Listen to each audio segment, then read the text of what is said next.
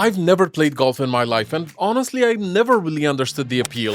So when Deadeye VR reached out to sponsor a video about a VR golf club accessory, I thought they had the wrong email address. But today I'm giving it a shot to see if VR and the driver Apex can make me like golf, or if I'm about to waste my entire day. I'm gonna jump into a few VR golf games to find out if this thing can make golf interesting for somebody who has successfully avoided golf his entire life. Alright, first I should probably explain what this thing actually is. Because at first glance it looks premium, but there's actually a lot more to it. It's basically a golf club for your Quest 3, 3S or Pro. It's made from aerospace grade aluminum, so it's super lightweight yet very strong as well. You slot one of your controllers in here, and now every swing gets translated directly into the game, making it feel like an actual golf swing. Not that I'd know.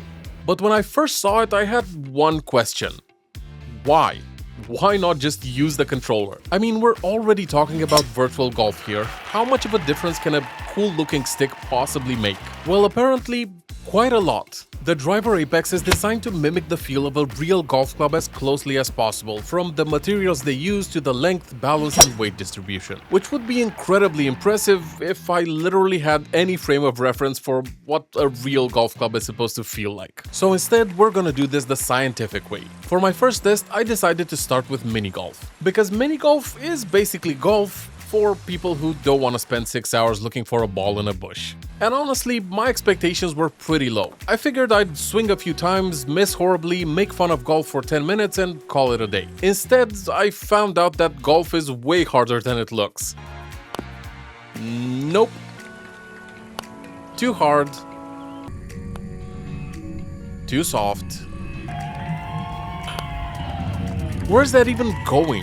What's surprising though is that after a few minutes I stopped thinking about the controller entirely. And that was the first moment when this whole thing started to make sense. Because with a normal controller, you're always aware that you're holding a controller. But with this attached, my brain started treating it like the real thing, which meant every bad shot somehow felt significantly more personal. That one was the club's fault. That one was definitely the club's fault. That one was... okay, that might have been me. And before I knew it, I was doing something I never expected to do. I was actually trying to get better. Not because the game told me to, not because there was some reward waiting for me, but because every shot felt like a challenge I had personally failed. And then, after what felt like an embarrassing number of attempts, I finally hit one. Oh. Oh. Okay, I get it. I mean, I don't get golf yet, let's not get carried away, but I definitely understand why people spend hours chasing shots like that. The problem was, this was mini golf, and if I was gonna figure out whether VR had actually changed my opinion on golf, I probably needed to try the real thing. So it was time to move on to Golf Plus, which is apparently about as close to real golf as you can get without being forced to wear khakis. And it also has a built-in profile that auto-calibrates for the driver Apex. And that's when I realized there's actually a lot more to golf. 5 minutes ago I thought golf was just hit ball. Now I needed a translator for all the lingo. Nope. Still terrible. But the weird thing was, I was actually starting to take it seriously. Because suddenly, every mistake had a reason. If the ball flew off into the woods, it wasn't random. I did something wrong. Unfortunately, figuring out what that thing was turned out to be easier said than done. So I kept adjusting, trying different swings, trying different clubs, trying to convince myself I knew what I was doing. And somewhere along the way, I stopped trying to finish this video and started trying to hit a genuinely good shot. Not a lucky shot, not a decent shot, a shot that actually went exactly where I wanted it to go. And after way more attempts than I'd like to admit, it finally happened. Okay, that felt good. And that's when I realized something slightly concerning. Somewhere along the way, this stopped being just for the video. I was just trying to hit another good shot. And that's when it hit me. I don't think golf is boring. I think bad golf is boring. Because the second you start improving, the second the ball starts going where you want it to, the whole thing becomes weirdly addictive. every shot becomes, okay, but can I do that again? And judging by the fact that people spend thousands of dollars on golf clubs and willingly wake up at 6 a.m. to play, I'm guessing that's exactly how they get you. At this point, I felt like I finally understood the appeal, so naturally I decided to make the situation worse. Because instead of just walking away with my newfound appreciation for golf, I wanted to see just how deep this rabbit hole went. So I loaded up one of the more difficult courses I could find and gave myself a simple goal. Before this video ends, I want to finish a hole without completely embarrassing myself, which, based on my track record so far, was far from guaranteed. What I didn't realize is that golf has an entire vocabulary designed specifically to make beginners feel stupid. Birdies, bogeys, eagles, pars, handicaps. At one point, I genuinely thought people were just making up words just to mess with me. And then I looked more into handicaps, which, as far as I can tell, is golf's way of assigning a numerical value to just how bad you are. Apparently, if your handicap is around 15, you're already considered a pretty decent golfer. Which was actually encouraging, because judging by my gameplay so far, my handicap would probably be in the thousands. Oh, not ideal. Also not ideal.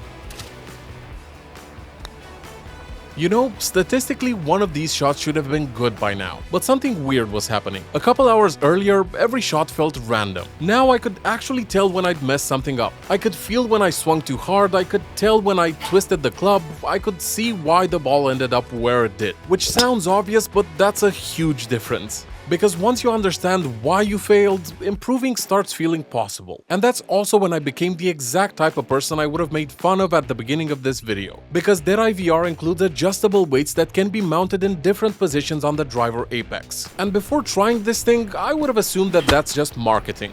A few hours later, I was sitting there experimenting with weight distribution like I was preparing for the Masters.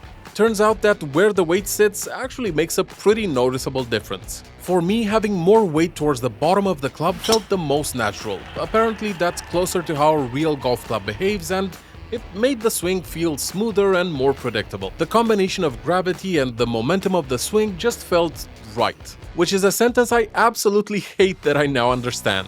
Golf was winning, and I wasn't happy about it. For the first time all day, I wasn't hoping for a lucky shot, I was trying to execute a good one. And eventually, after a lot of failed attempts, one of them finally came together. Oh, that's gorgeous. Look at that. I meant to do that, nobody can prove otherwise. And suddenly I found myself doing something I never expected. I was reading the terrain, planning the shots, thinking about angles, basically all the stuff I assumed golf players were pretending to care about. Turns out they weren't pretending, this stuff actually matters. And annoyingly, it's kind of fun. Now obviously, occasionally hitting a decent shot did not suddenly make me Tiger Woods. It just meant I'd upgraded from complete liability to mild inconvenience. But after spending a few hours with Golf Plus, I realized how long it actually takes to get good. Because the thing about golf is, the moment you think you're getting good, the game immediately reminds you that you're not. It's honestly kind of impressive. And yet that's also what kept pulling me back in. Every terrible shot came with this feeling that the next one might be better. And every good shot made me want another one. Eventually though, everything started coming together. A decent drive, a decent approach, a putt that actually went where I wanted it to. Nothing spectacular, nothing highlight reel worthy, just a genuinely solid hole. Yes, I'll take it. I will absolutely take that. Somewhere between the terrible shots, the accidental successes, and my increasingly desperate attempts to look like I knew what I was doing, I finally understood the appeal. Not because golf suddenly became exciting, but because improvement became exciting. Every good shot felt earned, every mistake felt fixable. And every time I thought I was done, I wanted one more try. Which is probably why people get hooked on this stuff. So do I suddenly want to spend my weekends on a golf course? Absolutely not. But if you catch me playing Golf Plus again next week, mind your own business. But do I understand golf now? Well, yeah, I kinda do and kinda wanna try it in real life. Thank you Dead Eye VR for sponsoring this video. Go check out the driver apex at the link below that also includes a 10% discount for you. Just don't blame me if you suddenly find yourself researching golf handicaps at 1 AM. Now, if you'll excuse me, I need to go find my balls.